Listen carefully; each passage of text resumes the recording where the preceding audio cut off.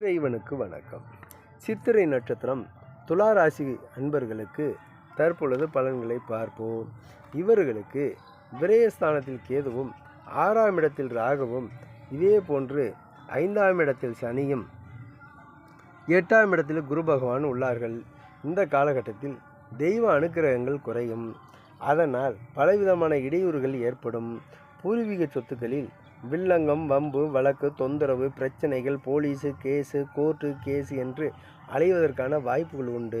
முடிந்தவரை இந்த காலகட்டத்தில் பொறுமையாக இருந்தால் இவர்கள் இந்த வம்பு வழக்கு இல்லாமலே சொத்துக்கள் இவர்களுக்கு தானாக கிடைப்பதற்கான வாய்ப்புகள் உண்டு. பொறுமையாக சென்றால் மட்டுமே வெற்றி கிடைக்கும். அவசரப்பட்டு முடிவெடுத்தால் பலவிதமான இன்னல்களுக்கு ஆளாகி பலவிதமான நஷ்டங்களை ஏற்படுத்துவதற்கான சாத்தியக்கூறுகள் உண்டு. எனவே இந்த காலகட்டத்தில் இவர்கள் கவனமாக இருப்பதே சிறப்பு. 8ஆம் இடத்தில் குரு உள்ளதால் அடிக்கடி வயிறு சம்பந்தப்பட்ட வியாதிகள் ஏற்படும், மனக்குழப்பங்கள் ஏற்படும், செரிமான பிரச்சனைகள் ஏற்படும், நெஞ்சு கரிச்சல் நெஞ்சரிச்சல் ஏற்பட்டு வாமிட்டு வருவதற்கான வாய்ப்புகள் உண்டு. இந்த காலகட்டத்தில் இவர்கள் உடல் ஆரோக்கியத்தில் மட்டுமே கவனம் செலுத்த வேண்டும்.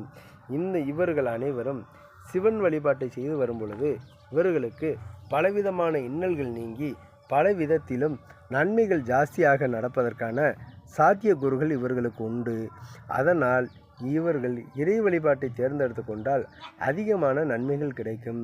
இவர்களுடைய மரமானது நட்சத்திர மரமான வில்வ மரத்தை வில்வ மரமுள்ள சிவன் கோயில்களில் வழிபட்டு வரும் பொழுது இவர்களுக்கு பலவிதமான இன்னல்கள் நீங்கி வியாதிகள் குறைந்து நன்மைகள் கிடைக்கும் என்பதே திண்ணமாகும்.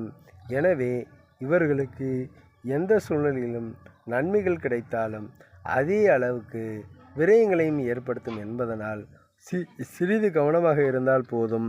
வழிபாட்டில் சிவ வழிபாடு செய்து வந்தால் இவர்களுக்கு எந்த விதத்திலும் பாதிப்புகள் இல்லாமல் உடல் நலம் தேறி நல்ல வெற்றியும் நல்ல தேஜஸுடன் இவர்கள் இருப்பதற்கான சாத்தியக்கூறுகள் உண்டு.